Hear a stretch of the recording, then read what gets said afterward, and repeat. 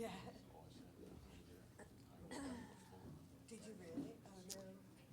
All right, good morning. Good morning. Thank you all for attending this session. I'm excited to see a pretty good crowd today, and we have a few more struggling in here. That's good. An easy room to sneak into a little late. So, I need to begin by passing on a message from Daniel Serfaty, who couldn't be here today. He contracted COVID over the holiday, and so obviously he wasn't able to travel. So I'll be standing in as moderator. I spoke with him yesterday, though. He's doing fine. His symptoms are minor, but he was really disappointed because he wanted so much to be a part of this discussion because he's very passionate about the topic. Now, the motivation behind this special event was in response to the groundswell of interest in adaptive training. I don't think I'd need to convince anybody in the audience here that the one-size-fits-all approach towards training is inefficient and it's not the most effective use of scarce training resources. Everybody that comes to a training opportunity or a learning event brings a different set of knowledge, skills, abilities, and experiences, and therefore tailoring the training to fit their requirements, it makes sense. It's intuitive, so we should really try to do that more. Now, before implementing adaptive training, those of you who are looking at doing that, one of the things you have to really think about is what do you want to get out of it? What's your motivation, your unit motivation or personal motivation for implementing adaptive training? Speed is one thing. You may want your personnel to achieve some level of readiness in a shorter amount of time.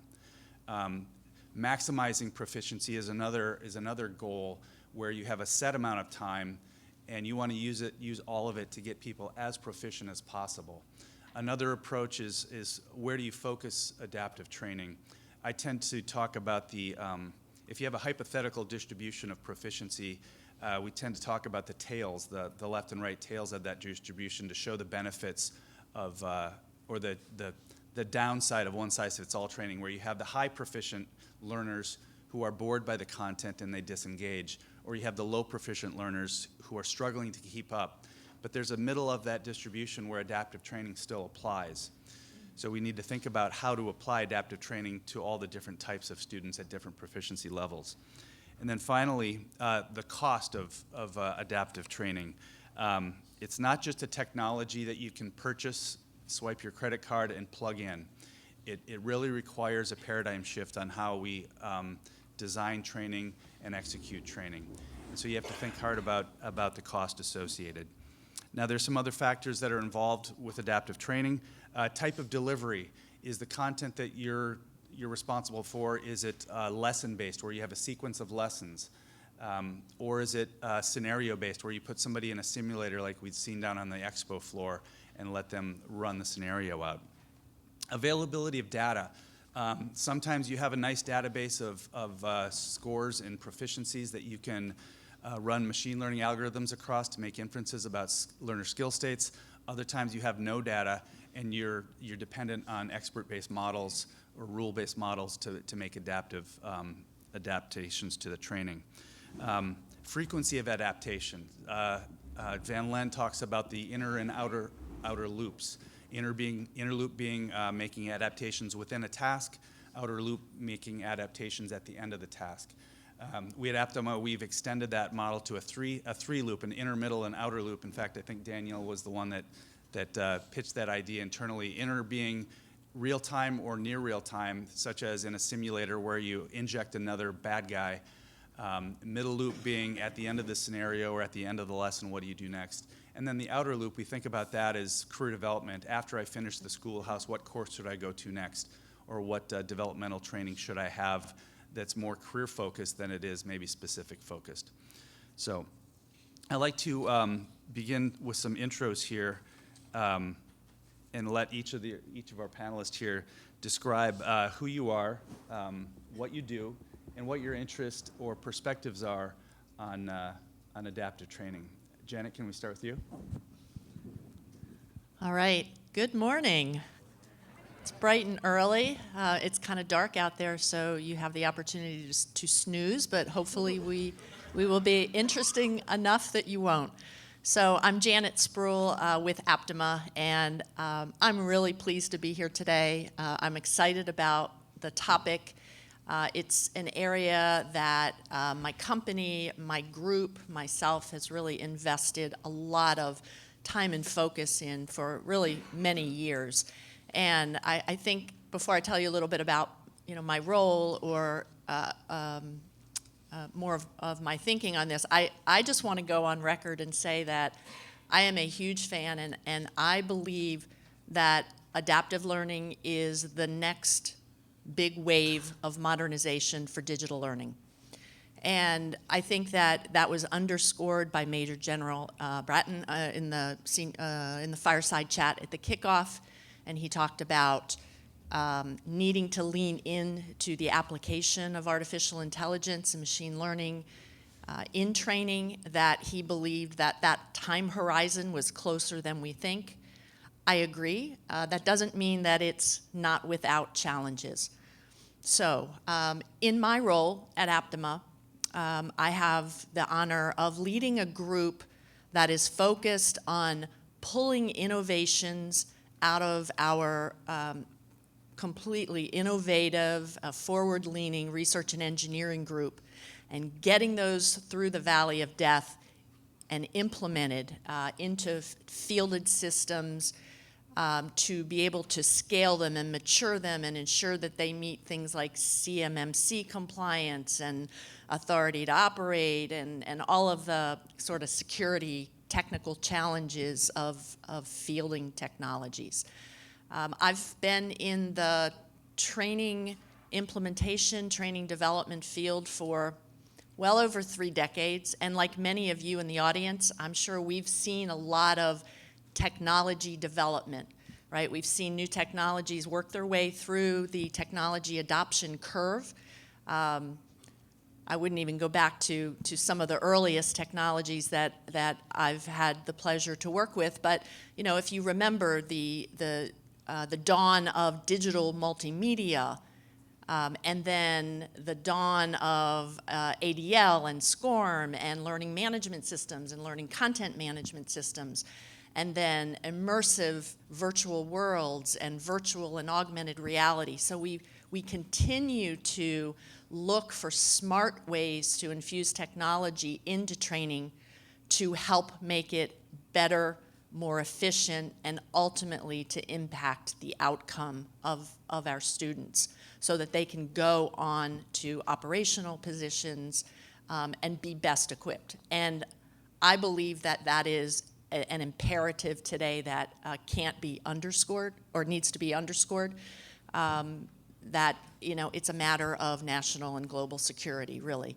And so I'm really excited that over the course of my career, I've seen how we have learned so much more about how our brains acquire new knowledge, how we convert short-term memory to long-term memory so that we can use that for application on the job, what we've learned about spaced learning and knowledge and skill decay, and that we are now instantiating those findings into algorithms. And that is happening today. And those algorithms can now be employed to work with data to optimize learning outcomes. And so that's really what excites me. I'm currently involved in supporting 3, I think, pretty significant adaptive training programs. And they're very different, and I look forward to sharing with you some of the perspectives and differences in those. One is the Navy's My Navy Learning effort, which is currently being led under the Naval Education Training Command, NETC, that is looking to provide an optimized learning path, optimized learning resources, and career-long resources for learning for sailors. A second program that I've been supporting for a couple of years now is within the Joint Staff, the Joint Knowledge Online Initiative, always looking to modernize and make that training more effective and efficient for the joint community. And then the third, I won't talk too much details about that, but for the Navy, the Surface Combat Systems Training Command, Lloyd Kleiman here will talk in more detail about that.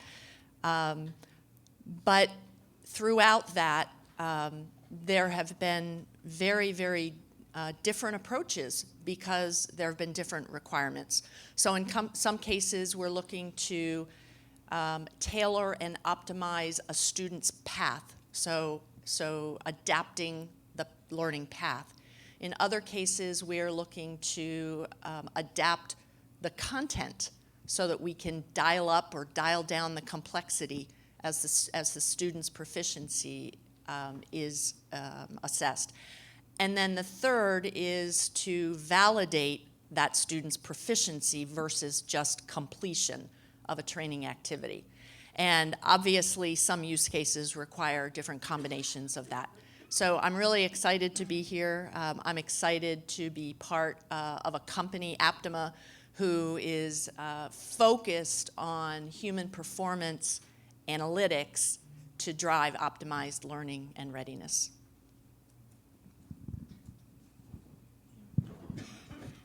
My turn. Good morning.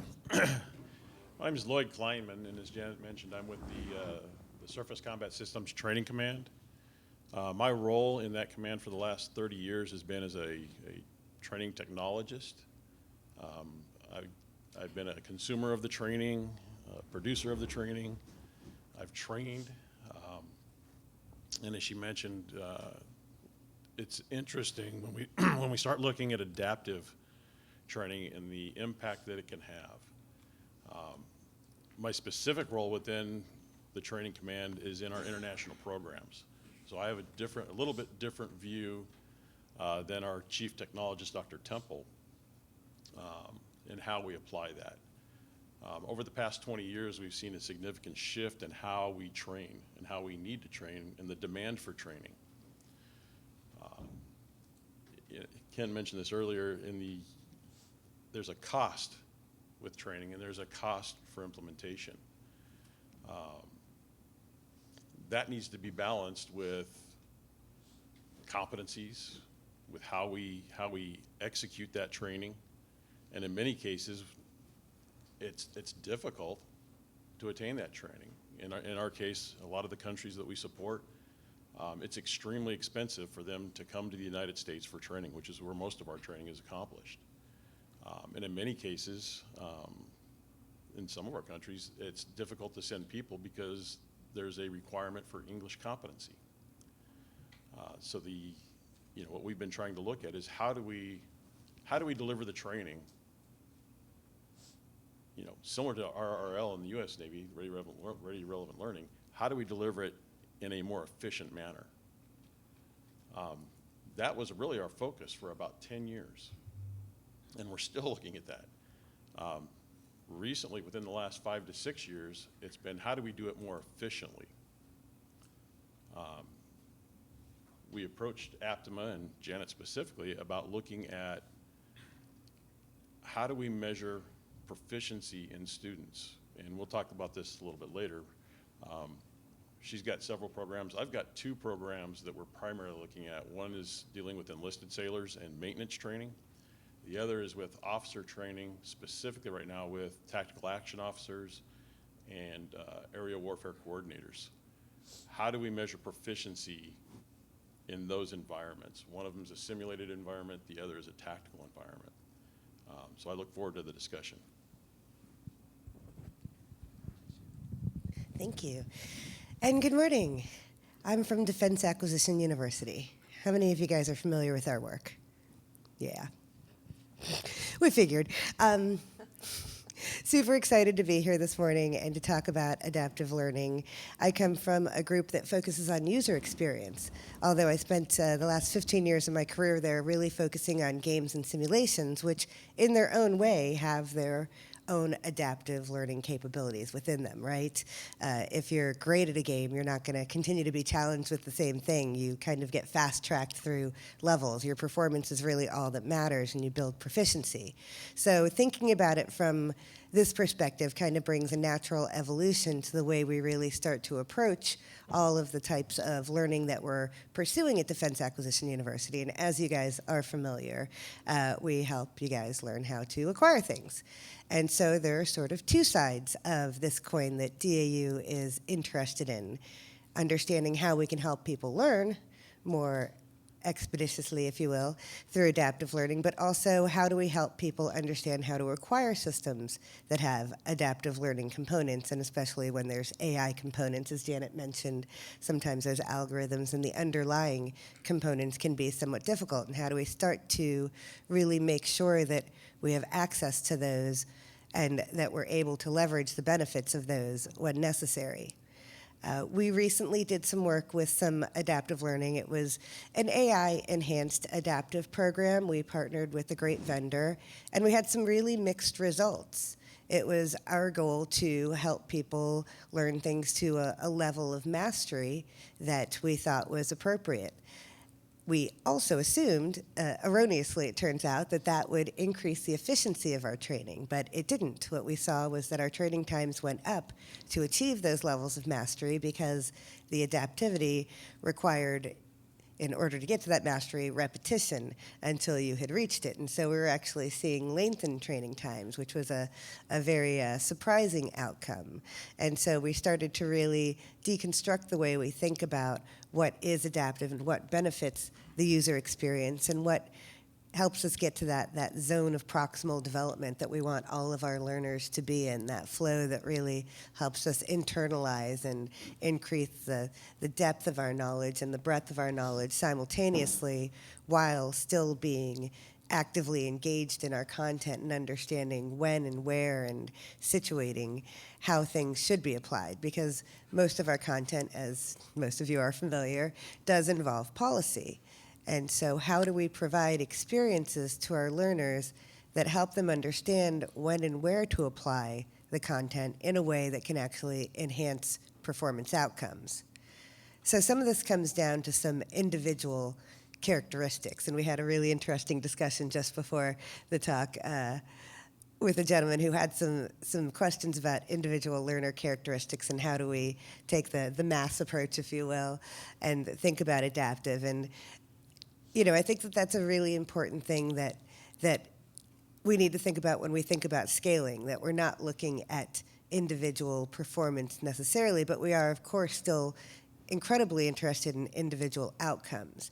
And so how do we start to balance systems and start to realize the potential without frustrating one and fast-tracking another and leaving others behind? And how do we ensure that everyone is able to perform to a sufficient level without completely wrecking any standardization that we might have or any expectations or you know, understandings of how long something might take without really getting behind it and changing everything all at once. And so we think that there's so much potential, and we're excited to really explore this further because we really are interested in ensuring that the acquisition outcomes that you guys are able to achieve are the best and that we're able to, you know, remain in a tempo that is high. But these are the questions that we're hoping to answer. So I think we're the only ones that don't have a relationship with Aptima, so we're kind of the herring here. So it'll be really interesting to hear where this goes because I think there's a lot we can learn from each other. Thank you.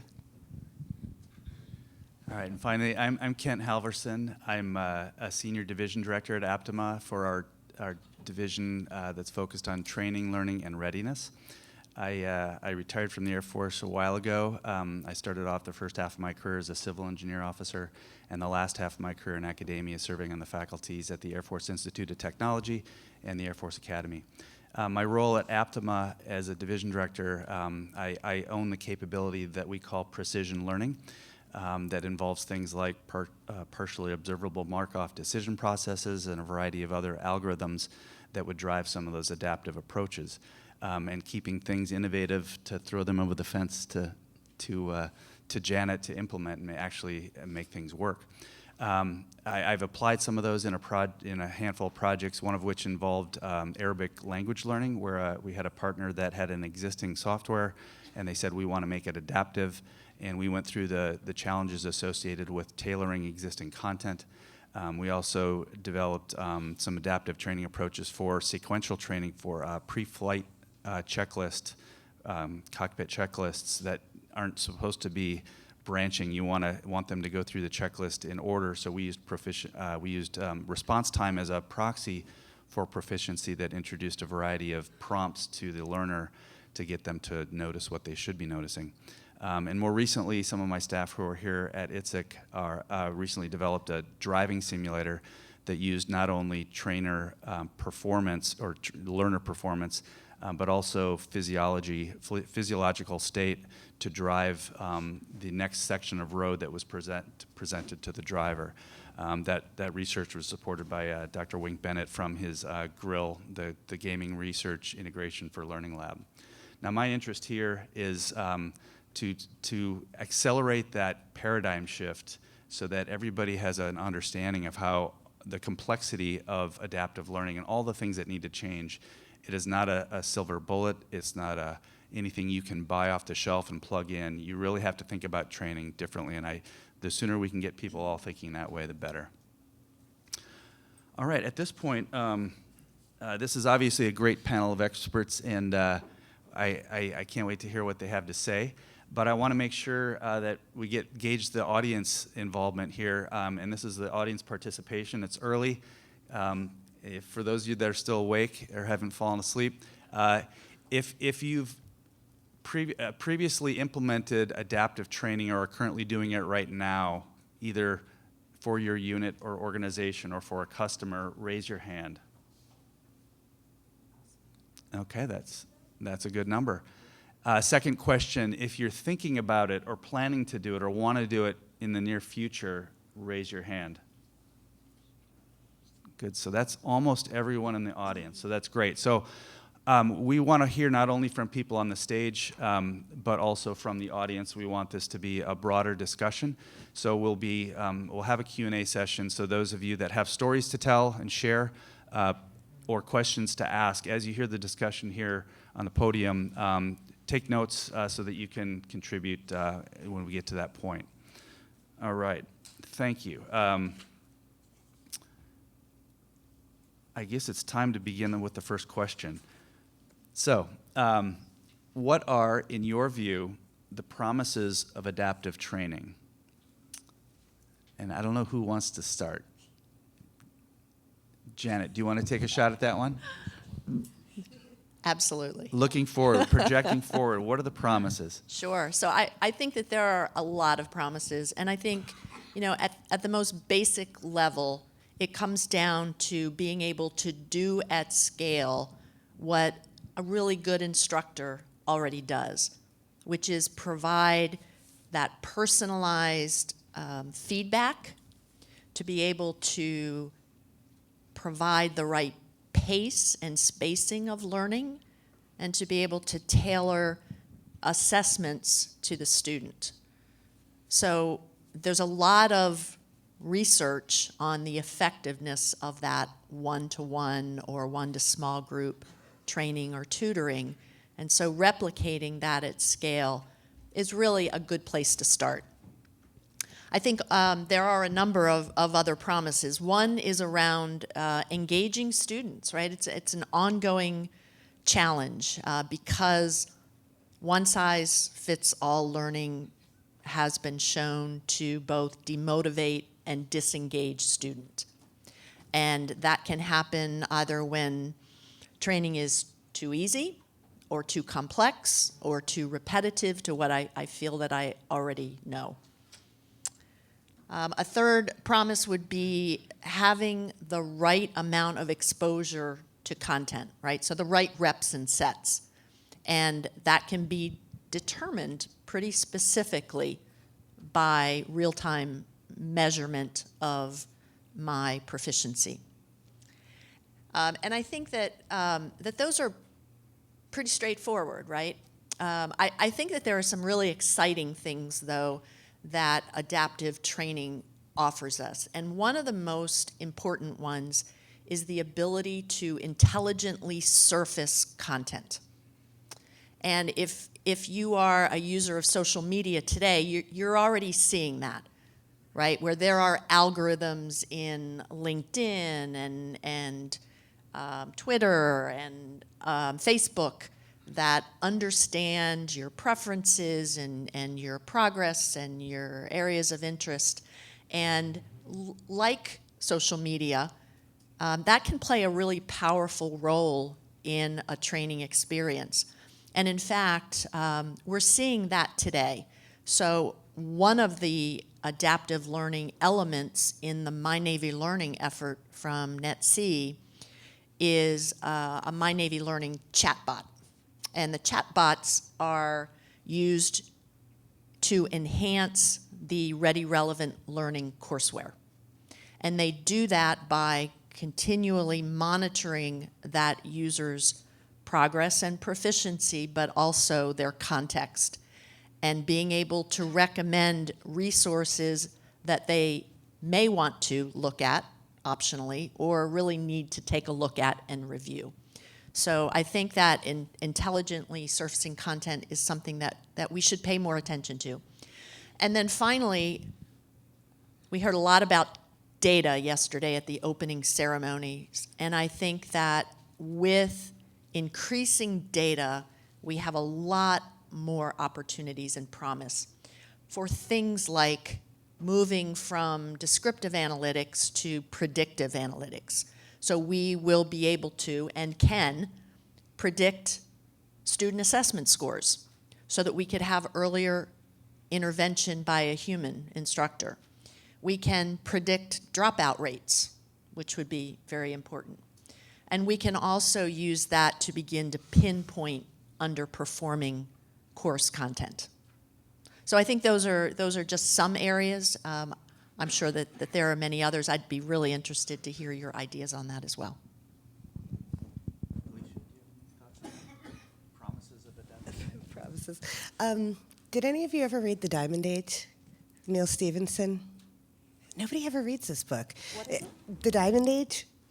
It was this amazing book. I feel that almost everything cool that we do comes from, bizarre old sci-fi somehow, and I know a lot of you feel that way. So it's this book about this girl, and in the beginning, there's a primer, and it's a book, and her primer is stolen, and it is replicated an umpteenth time. Anyway, this primer essentially teaches her to become a hacker for the corporation that is the entire sci-fi construct throughout the film by challenging her entire life with stories and puzzles. At some point she's a fairy tale princess who's going here and going there, and it's always been sort of the model for what adaptive learning could be in my head, in that this book was completely adapting itself to her exact need at any moment. If she was emotional, it would give her a fuzzy, happy story. It was just a girl in her book, all alone, for her entire life, and she, comes out a world leader on the other side of it.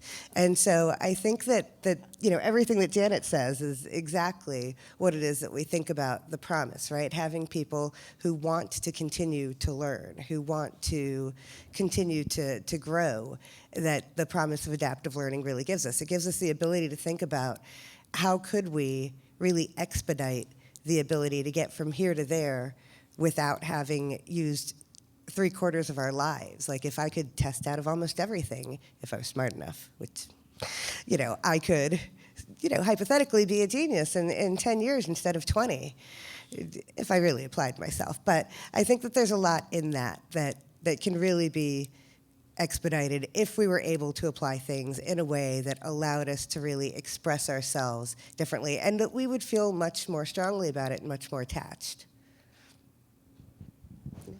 Now, Lloyd, when it comes to promises in your area, are there vision statements or operational leaders that have expectations that drive what they think or what you're expected to do with adaptive learning?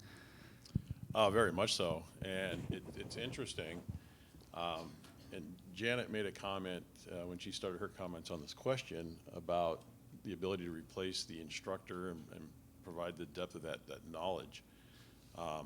I'll tell you, if I went to my command or any of the commands that I deal with and told them I was going to replace an instructor, I'd get thrown out of the building. And that's really not our focus. Our focus right now is really on, the promise of adaptive training and adaptive learning is really in the areas of performance.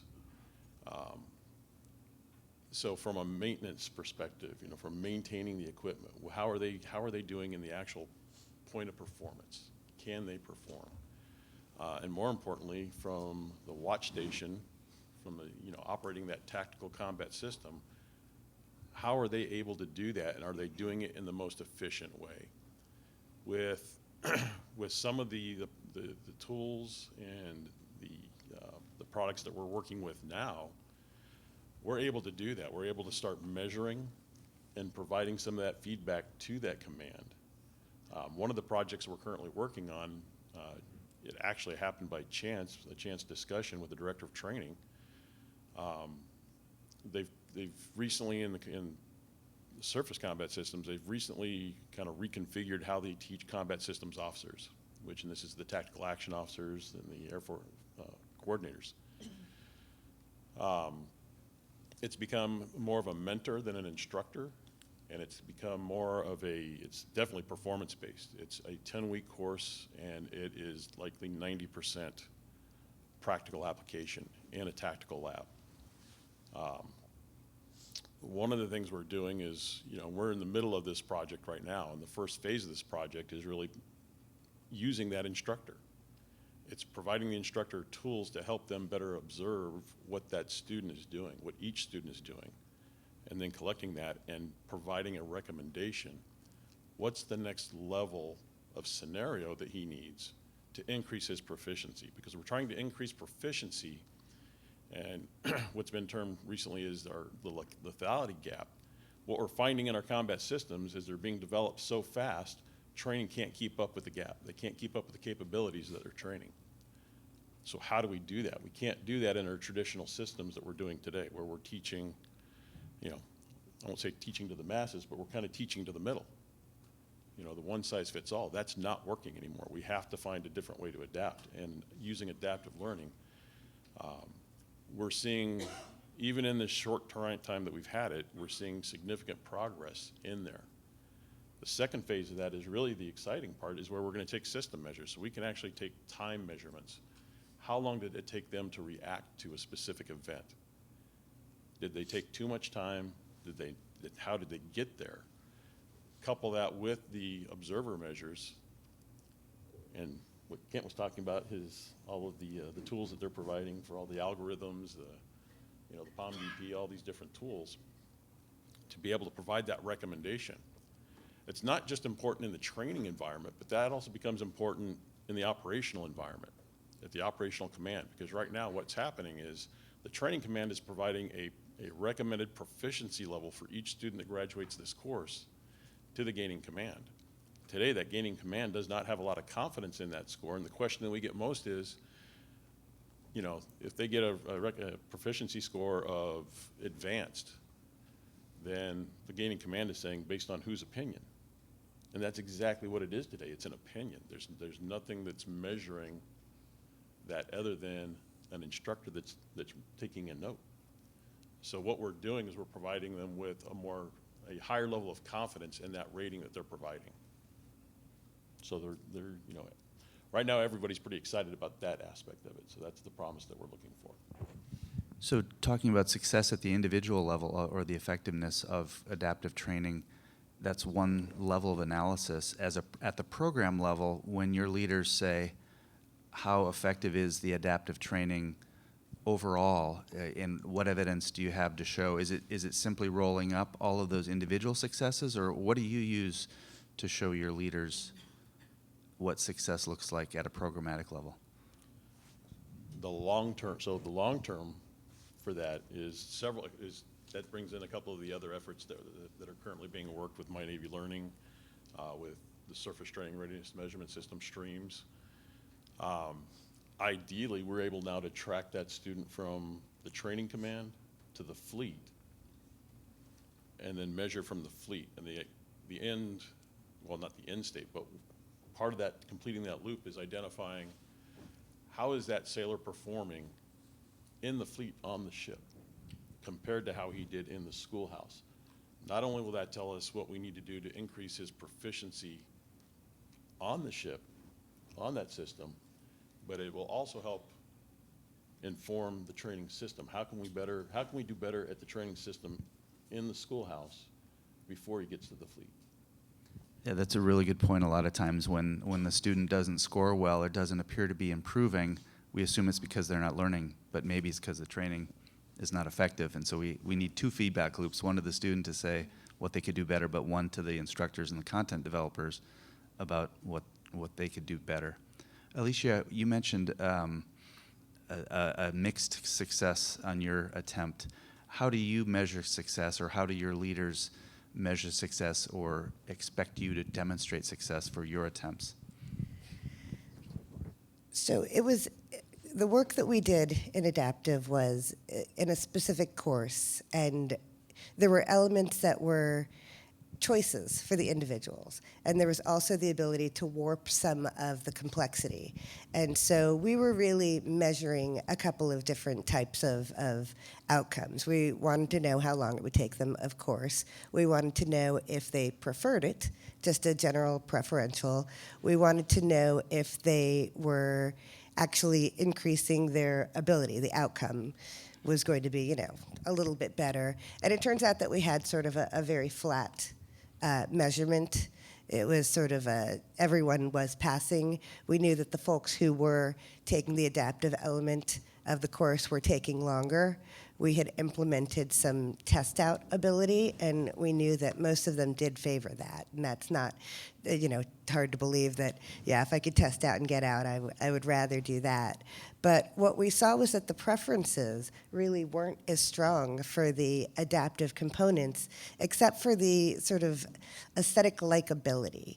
And so they grew more frustrated in the adaptive course than they had in a course that either allowed just test out or gave them some choices, or was just the regular course, believe it or not, the long format, older version, which is what we had repurposed.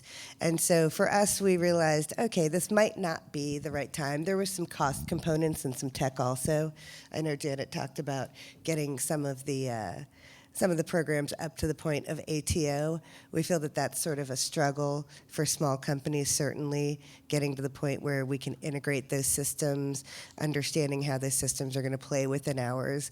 Believe it or not, I think that Defense Acquisition University has probably one of the most constrained IT departments, not constrained, one of the most conservative, let's say, IT departments, as as we were evidencing by, I can't even get an email from Aptima sometimes or ever, actually. And so we have a very interesting ecosystem, and it's very, very secure.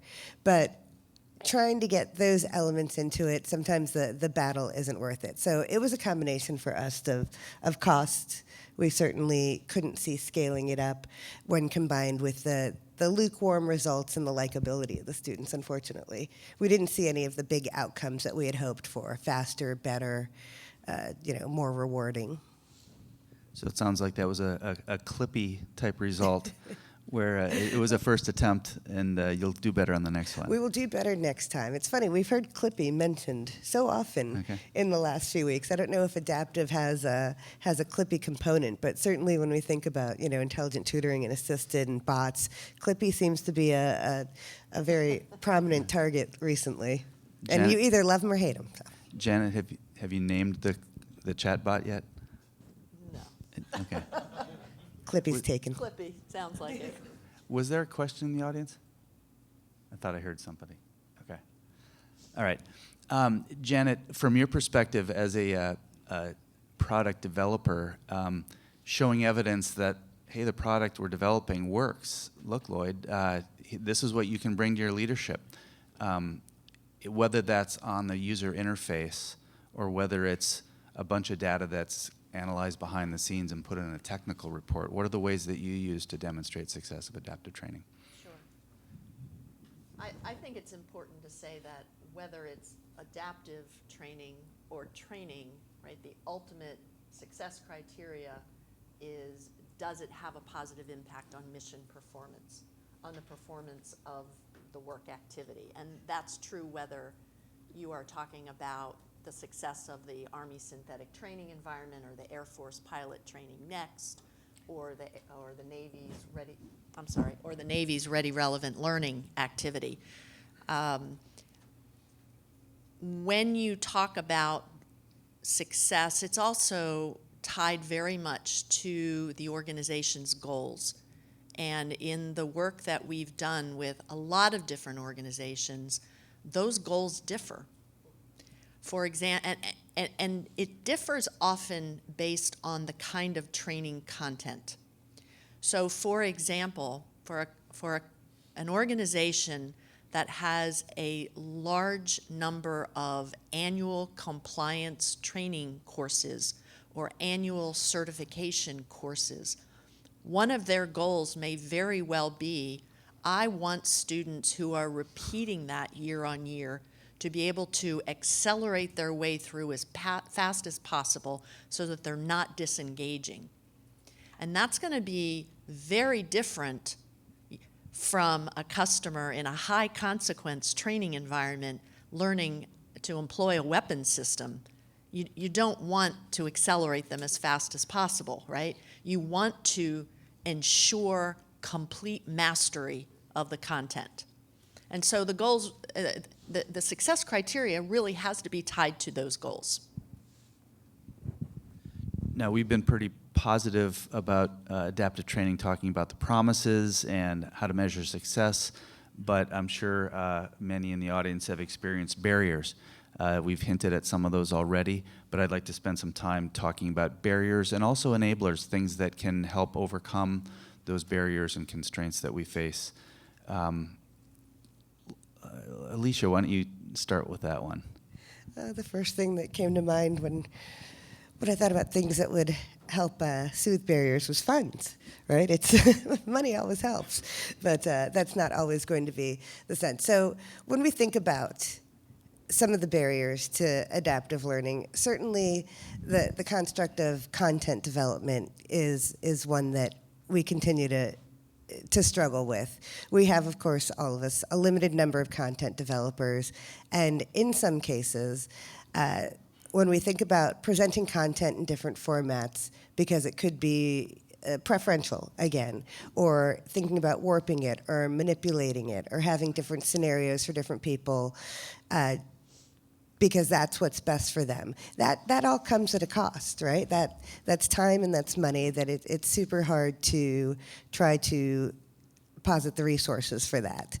However, when we think about the outcomes, as Janet said, you don't want someone who's working in a weapon system to just get through it as quickly as possible. The cost becomes far less important. And so given that what defense acquisition does, particularly, doesn't have that sort of outcome based on it, cost was always something that was going to be a potential barrier for us, as well as the technology. Some of the things that we think could ease this, however, are homegrown initiatives, which is what we have been doing in the meantime. So while we're waiting, we had a really great run, and we thought it was a really set of useful findings with a super positive vendor, and it didn't work out. The cost's too high. What do we do? Did we wait for technology to evolve just a little bit further because we think it'll be cheaper on the other side? Certainly there was proprietary technology within what was being used with us that we have no insight into, that we could never even attempt to replicate. But what strides could we make on our own in the meantime? What sorts of things could we do with our homegrown efforts to try to push the envelope a little bit further as the industry continues to expand its knowledge?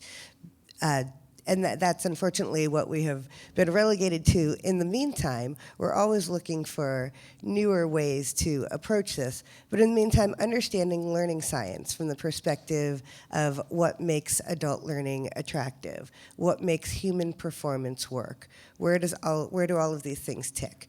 Because we're not advanced simulation systems, because we're courses, how do we get our instructors to understand how to be more adaptive with our students, as well as understanding the adaptivity between courses, right? So we're thinking of this from different perspectives. There's being adaptive within a course, there's being adaptive in a career, there's being adaptive as a learner. There's a lot of different ways that we think about this, and not all of them involve the need to manipulate our courseware. And so we're trying to be as flexible as possible in the meantime. But, the barriers for us are still typically that we find the best ideas in the small companies, and the small companies have the least ability to get through ATO and FedRAMP. And until those companies, are absorbed by bigger companies who do have that ability, then we're typically not able to work with them. And I don't know if that's something you guys see often. Is that a barrier that you guys are seeing, the ATOs and the FedRAMPs? Yeah, Janet, you talked about that a little bit, the technical and security challenges. Why don't you talk about those barriers?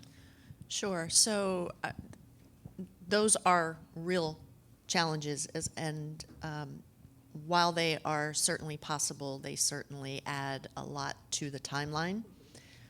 And even across the organizations that we support, I guarantee that there are ones that have more security challenges than even DAU, right? Where something like a cloud-based implementation of an adaptive learning platform is not an option, right? And so that poses challenges not just for implementation and accreditation, but also for data aggregation, right? Where are you going to put something like a data lake where you can do human performance assessment and analytics?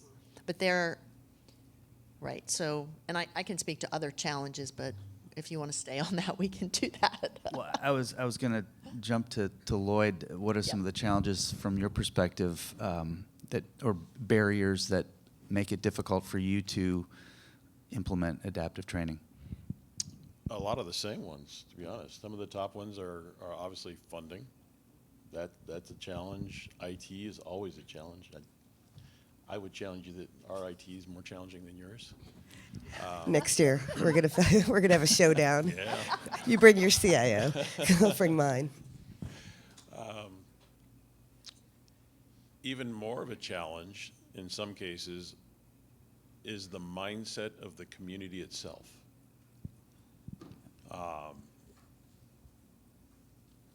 We talk about increasing the effectiveness of training.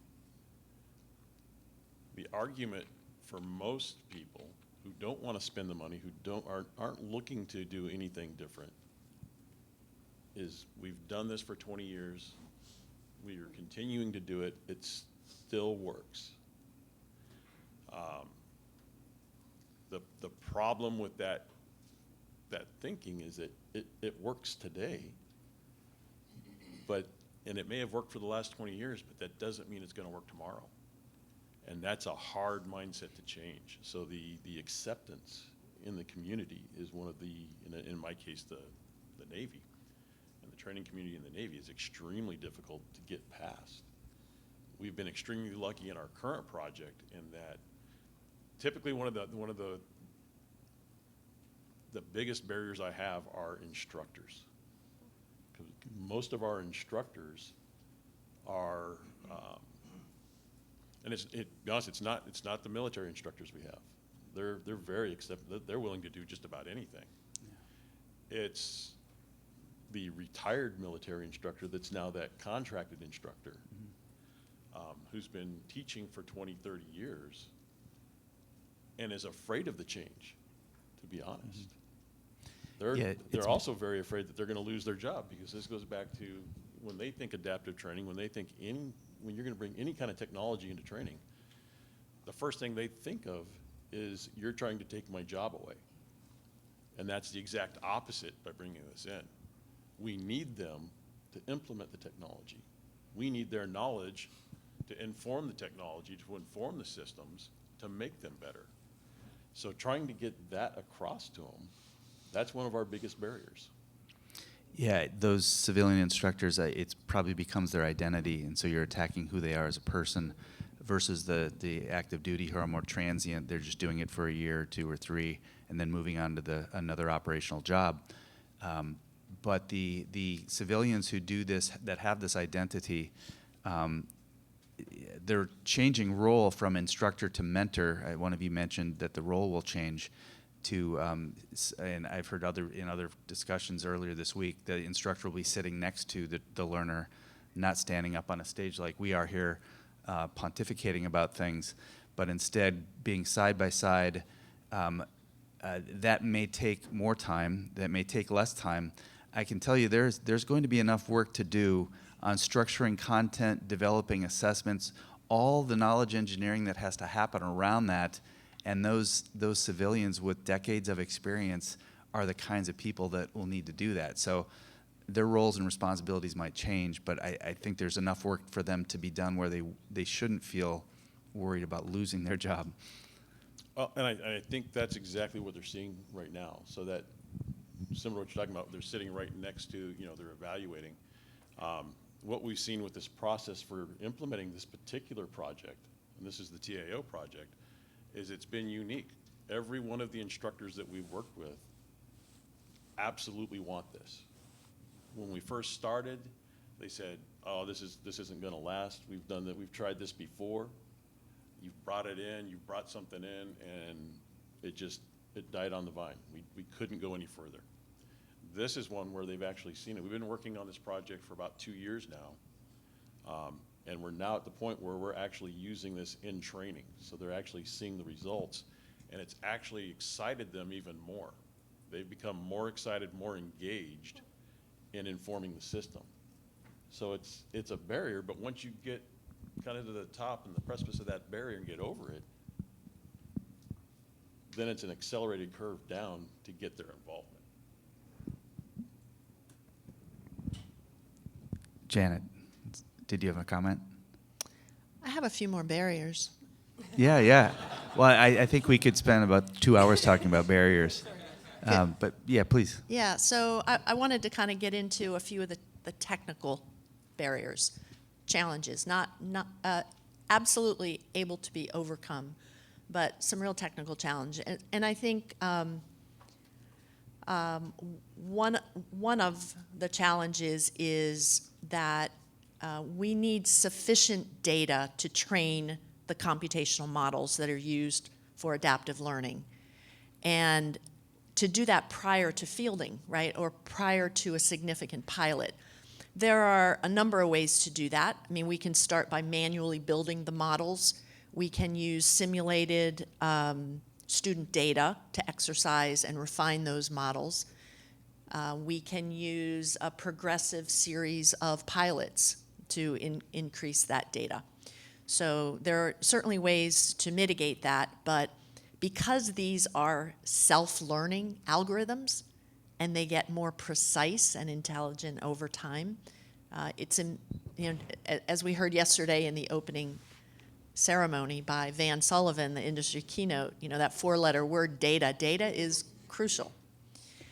Another technical challenge is simply managing the amount of real-time data when you are really capturing a student's actions, potentially physiological data, the data that's thrown off by the training environment, and if you're generally doing that at a pretty granular level. So needing to capture that, to be able to store that in a data lake kind of environment where you can run the analytics that are needed.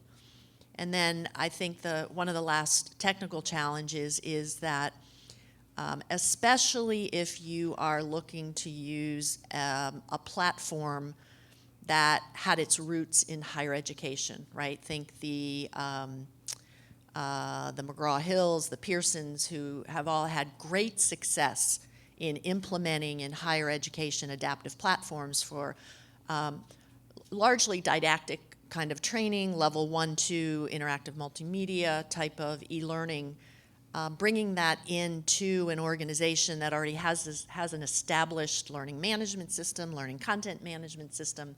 There's a lot of interface issues that need to be addressed. And I think, we've talked about some of the pedagogical redesign challenges. So I think that there are several more, but I think that we are aware of many of them, and each time we learn more and can mitigate those. I'm going to riff off of your data topic. Not all data is good data. We've been to units that say, yeah, we have lots of training data, and they show us, and it's a column of ones. And I was like, everybody got a 1. Well, we don't put a 0 in there because it might hurt their performance report. So we just let them do it again until they get to the 1, and then we enter the 1.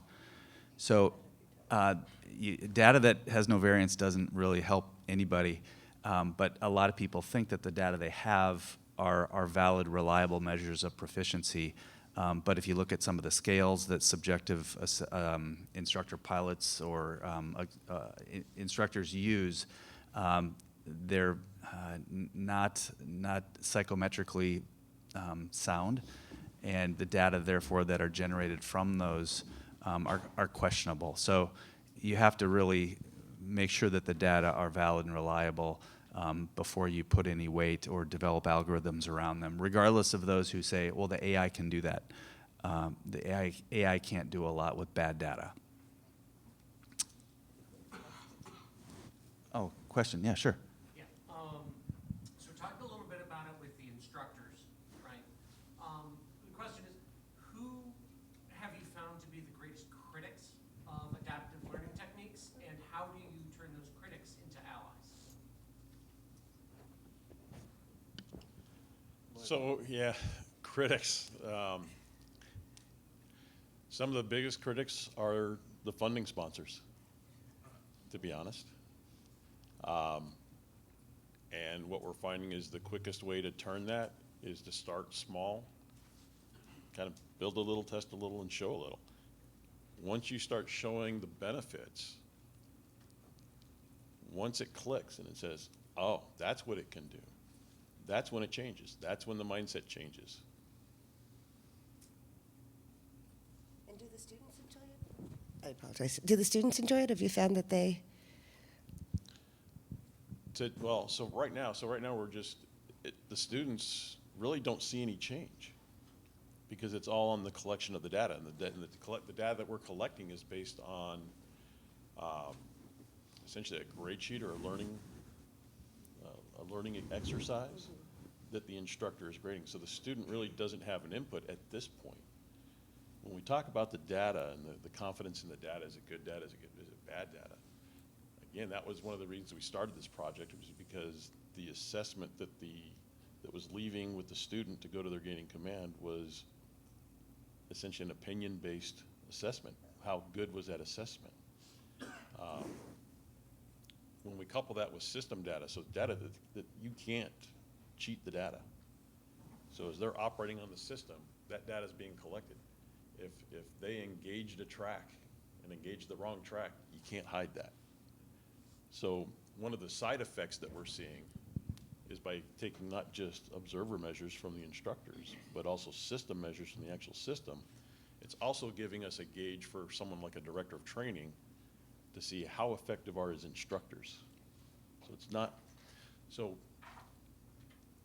an unintended consequence of this was we are now able to actually evaluate the instructors on how they're doing based on the classes. And again, this goes back to Janet's. It's very difficult. One of the barriers is the amount of data. The less data you have, the harder it's going to be able to do that. The more data we collect and the more we're able to get, the better the system is going to be able to tell us what's going on. I'd like to riff on that comment as well. The objective versus subjective data, they often get pitted against each other, like one is better than the other. It's not an either or, but an and. The pulling data from the simulator is a wonderful way, assuming you know what the metric means and you're not using it as a proxy for all kinds of things that it shouldn't be representing. The subjective observer, though, assuming that the rubric that they're using is good, there's nothing more powerful than the mental model of a subject matter expert who knows what right looks like. We've been with many subject matter experts where they've showed us that student's really good, and we'd say, how do you know? And an hour later, we'd understand how they knew that person was good, because they talked about 20 different things that happened in certain sequences in a dynamic, complex environment. And that pattern that exists in the SME's head is critical to leverage in evaluating proficiency. So the subjective measures are sometimes harder to develop than the objective ones in the simulator, but together they provide a powerful picture of learner proficiency. And so I'd say both of them A lot of training now is happening in simulators, which is wonderful. In a lecture-based format, it's hard. You don't have any system data, but when you do it in a simulator, it's wonderful because you have the objective sim data plus the leveraging the mental model of the instructor. I'll stop there. You get a question? Yeah, well, I had a couple of barriers that weren't addressed, but I was wondering if you think we're ready for the wave, the next wave. So one is regulatory compliance, right? So that's been one of the barriers. Part of that reason why, though, the root cause possibly could be the ISD process and the training needs analysis process itself doesn't support adaptive training because it identifies what needs to be trained and how it needs to be trained. And then the third thing is what I'm calling the illusion of AI is required for adaptive training. So Daniel's examples there, those sounded like really simple but very effective ways to adapt to the learner. And are we ready to say that we don't need the AI? Can I address that? So I'll take a stab at it, and I'd love to hear others. You're absolutely correct. When we think about adaptive training, there is a continuum of technologies and methodologies, right? So what we've mostly talked about and where we mostly work is what I would call algorithmic adaptation, where there are computational models, self-learning algorithms, ingesting data real time to get a precise view of that student's proficiency at any moment, to be able to then drive what happens next, which could be presentation of new content, it could be intelligent pathing, right? It could be any of that. There is also adaptive design, which is really, I think, more akin to an expert system where you can have sometimes pretty complex branching type of capability. Yes, that adapts to a student and may certainly have relevance in different use cases. And I think probably more so in things like compliance training, regulatory certification training. And there's also individual adaptive tools like the intelligent chatbot, as opposed to the complete enterprise adaptive platform. And there's different places for different technologies. One of the areas where I think there's a lot of opportunity and places for people to start is what I would say just kind of leveraging the white space that's already in your training program of instruction. White space is where you may have students waiting to get into a lab, or right, there's downtime. And we have taken an approach called intelligent deliberate practice. And it's not the original transfer of knowledge and skills, but it's getting those intelligent reps and sets in a very precise, focused ways in that hour or so when you have students moving from the classroom into the lab to get hands-on in say, a military maintenance environment. It's great for that, and it can up your, higher performance, higher proficiency in the same amount of time. So yes, and it depends. I'd like to touch on the policy question, regulation, because both you and Alicia probably have policy constraints, whether you need to show that this person is acquisition program management certified to run an ACAT 1 program. And somebody needs to have the confidence of that certification, so it has to mean something. And you can, it might be uncomfortable to say, this person went through the three-week class in a day, and you still gave them a certification? Or you're in the aviation industry. Will the FAA allow you to say, yeah, they got certified in 12 hours when everybody else took 36 hours? They're going to be nervous about that. So what about the policy implications where there's just perceptions of, yeah, I trust the data, but they didn't spend enough time, or there's such a hard expectation of time-based training I'll stop there. Yeah, and that's a really good question. We have started employing test out, but we don't do it for our major certification pathways, right? A lot of the content that we actually offer now is what we call self-directed learning, which is much more like elective learning.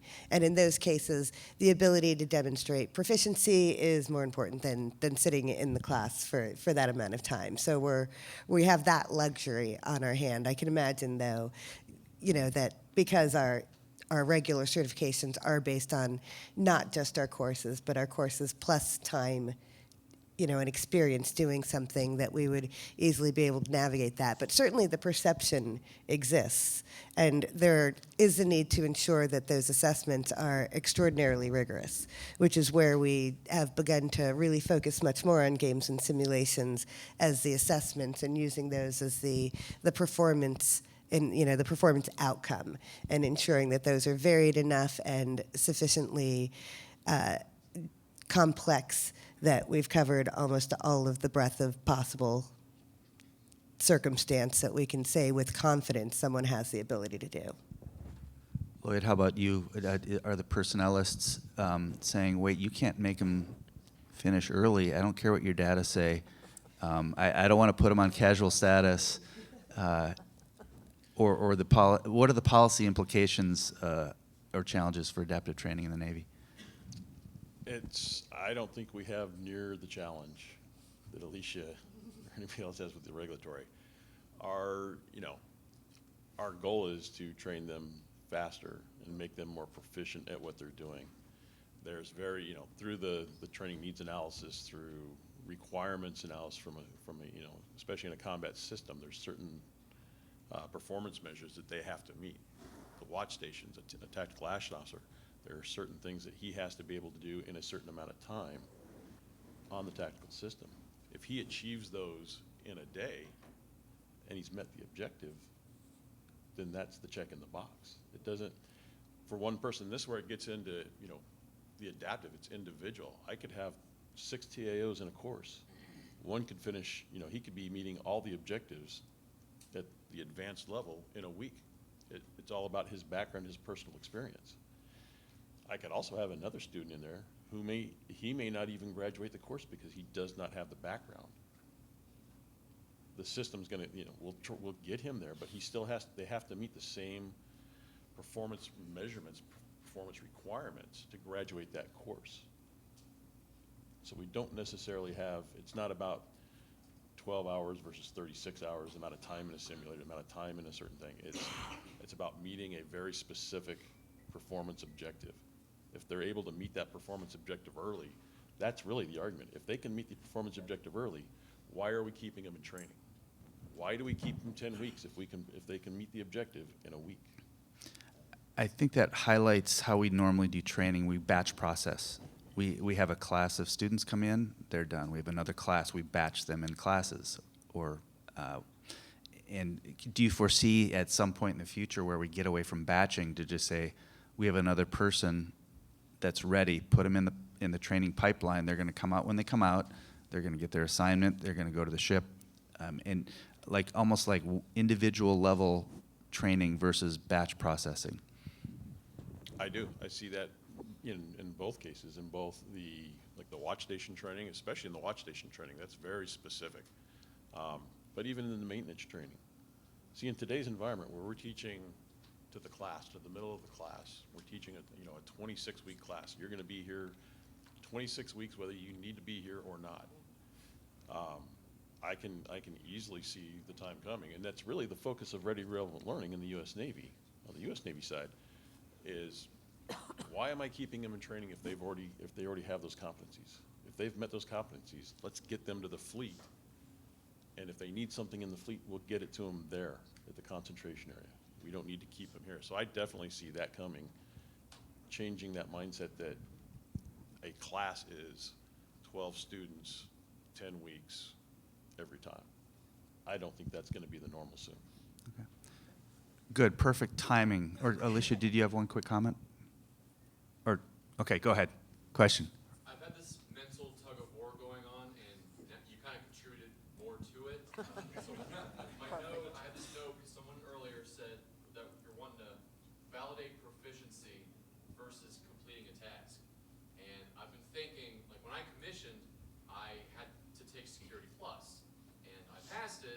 certified and promptly forgot most of what I studied, but I had the certificate, so I was good to finish the course and move on to my first duty station. And I didn't feel like that proved much other than I passed the test. But then I thought about, what if somebody, runs a marathon and they finish at the finish line, they cross the line. That they did all of that. That's proof that they finished, they did the work, and they did the thing. And I'm just wondering, like, where do you draw the line, I guess? Like, when is it just checking a box? And when is it, like, proof, positive? Like, yes, I know what I'm doing. This is more than just a piece of paper. This is more than just something that has my name on it. This really is, like, a testament to what I learned and what I know. I'll start by saying that gets into the skill decay question. Is this assessment that I received at this point in time, how quickly does that decay? And this is some of the front end work the instructional system designers have to think about, so that they know the shelf life of that assessment.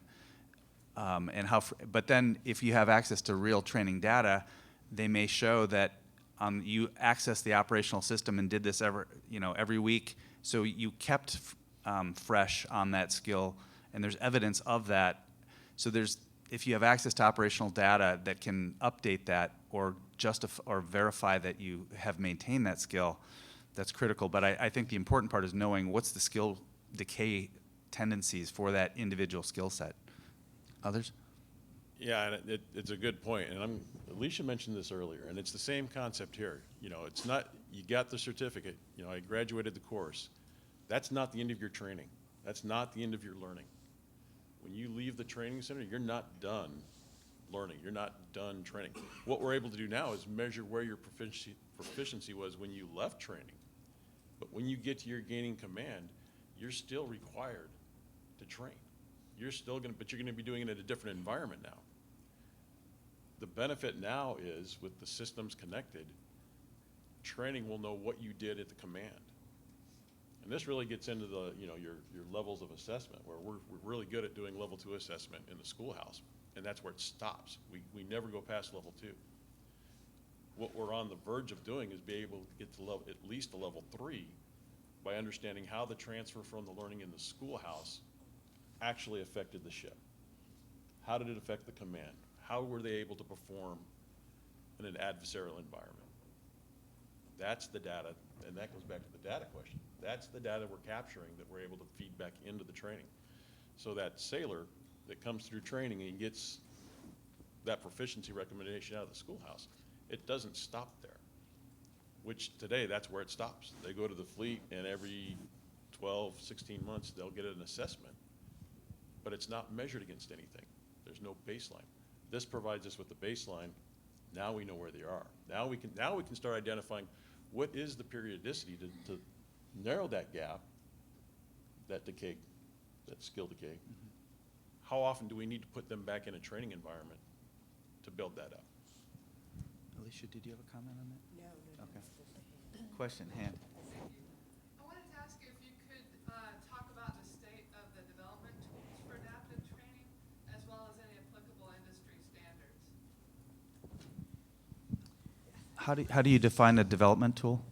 The state of the Like you mean software curriculum development tools? development tools? Like the tools that you would use to create adaptive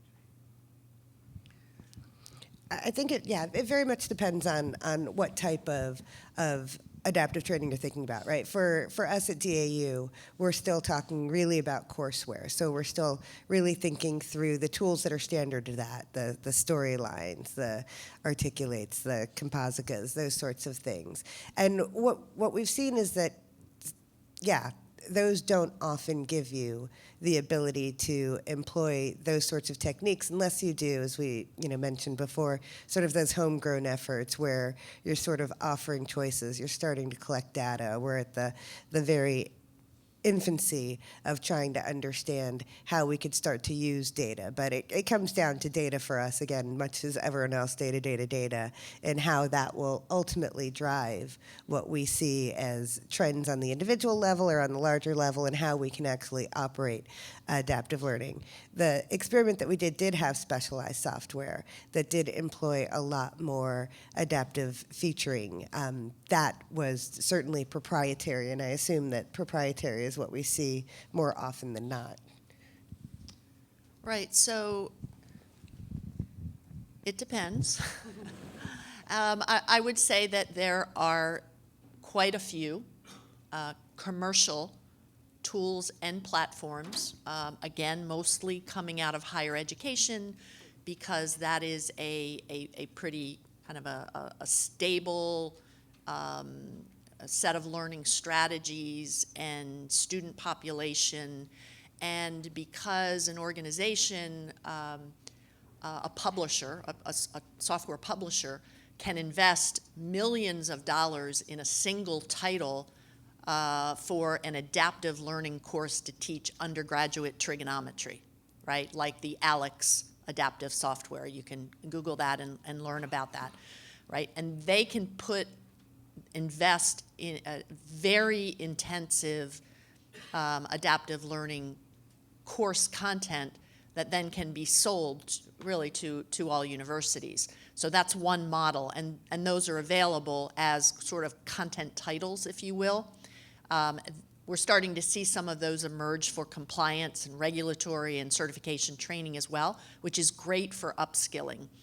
But when you start to talk about how do you make the synthetic training environment have adaptive capabilities, inner loop, to be able to alert a soldier to something that they're not thinking about in that distributed training environment, that requires a custom approach. So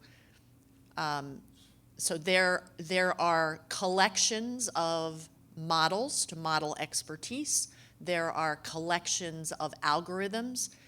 You heard POMDP. POMDP is very appropriate for certain things to keep students in that sweet spot of learning, the zone of proximal development. That needs to get wrapped in custom software to embed that within the synthetic training environment, which was done in early implementations, or within to hook into tactical code in a weapon systems or weapon system trainer. So I would say, in addition to the tools for platforms, there are the custom software implementations around. It's not the software so much that's proprietary, it's the algorithms, the self-learning algorithms and models that tend to be more proprietary. So most of the software is delivered with pretty flexible rights to allow the government defense organizations to do what they need to do and to be able to continue that. Beyond that, the content curation is generally done with the content curation tools that you're familiar with today.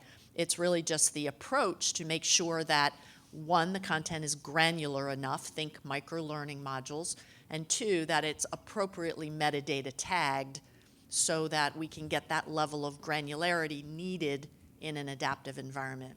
And there's probably more, but I hope that begins to answer your question. What about industry standards that might be applied? Right, so the question was, what about industry standards? I think XAPI is still probably the predominant industry standard for the data interchange. Most courseware does not have sufficient granularity in the XAPI statements, and so that's something that I think I would challenge organizations who are writing those specifications and requirements, is to just make sure you have requirements that you have the granularity that's needed. And that's going to differ depending on the use case. You had a question here? I was just going to push the industry standards piece. Yeah. Got it. It's been addressed, thanks. Okay. And the hand behind you? I'm thinking about, as you were talking about the granularity, that when you talk about at scale, so I work at DAU with Alicia, our current strategy is quantized, scorm-based, right? So finish this. So when you talk about the chunks, it seems to me that going to scale would involve moving away from quantized learning and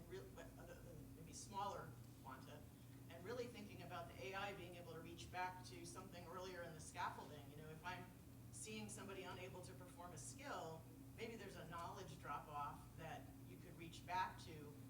When we only do the adaptivity inside of a course, we miss that opportunity. Are you looking at, you know, using a network approach versus larger chunks to move to that greater adaptivity? So I think having some of the inner loop tools like chatbot or something comparable to recommend resources outside of that course. The granularity is important because early SCORM initiatives often wrapped a course in a SCORM wrapper, right? That's not very effective for being able to reference specific portions of a course, so chunking that. But the other, another pedagogical challenge or consideration is that to fully have an adaptive learning experience and revisit whether it's for what you're saying or for addressing a weakness in a student that needs more reps and sets is having additional content, right? And that may need to be generated if you're taking a legacy course. It's not just chunking it up and metadata tagging it. You may need to have additional parallel content to fully exercise the adaptive strategy.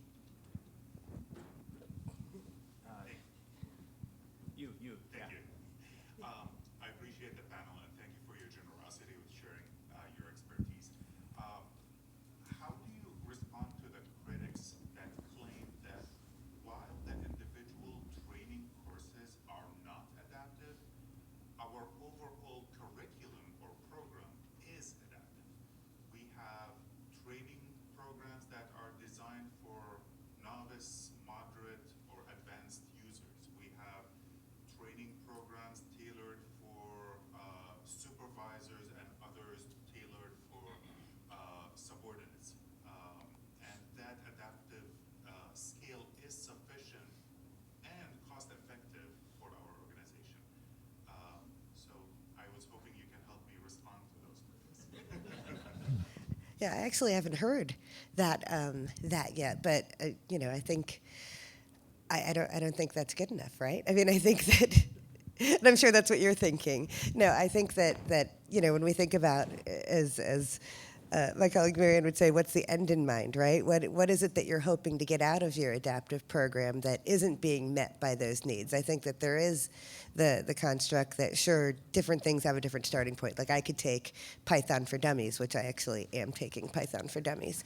And that's great for me because I know nothing about Python, whereas someone else might be able to come in and take something much more advanced.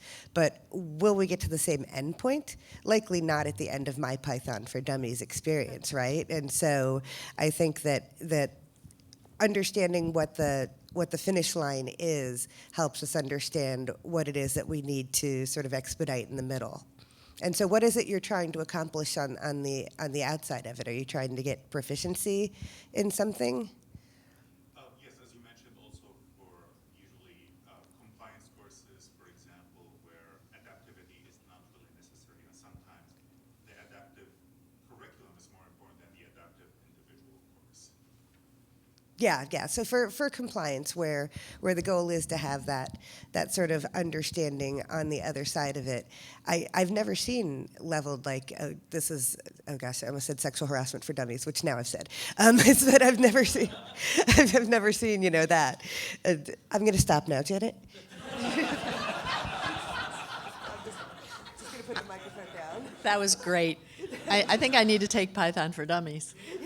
I would answer your question with a question, which is, how many of you have ever gamed a course? Oh, yes. A compliance course, right? If it's designed at novice, intermediate, advanced, I take the intermediate and I game it. Have I really learned? Have I gained proficiency that's really needed for that? So that's part of the answer. It's certainly, there's more to it, but I think that's an important consideration. If we really need people to learn and be proficient, we need to validate that. Okay, I How think do we we, go ahead. Yeah, think we I have- said the question was how do we help him fight that barrier? It's a tough one. I think everyone's going to feel obligated to implement adaptive training, even though your training might work well for your purposes. So I'd say don't force it if everything works well, because it is a costly endeavor, and it could be fairly disruptive to invest a ton of time when your training is pretty effective. So that's a cost-benefit analysis decision that you'd have to make. I think we're at the 5-minute to the top of the hour point. Yeah, it went a lot faster than I thought. I'd like to give the panelists a chance for a closing comment. Your final thoughts, looking toward the future, predicting where the future of adaptive training is going in 1 minute. Alicia, we'll start with you. Certainly, I don't think it's going anywhere. I think that this is clearly where the future is heading. I don't think that as humans we have the capacity to learn a huge amount more than we already have unless we really start to expedite things, right? And ubiquity and all of those things have made the ability for us to really ramp up where we're going possible. And so I think that as we really think through what the future holds for us, it's going to be making those sorts of decisions, making these arguments, having these trade-offs, getting people to understand that this isn't a one or the other, that this is an enhancement, and that these enhancements can enhance performance. And someday we'll look back at this and laugh, right? We'll be like, oh my God, 2022, they were talking about adaptive learning. It's so simple.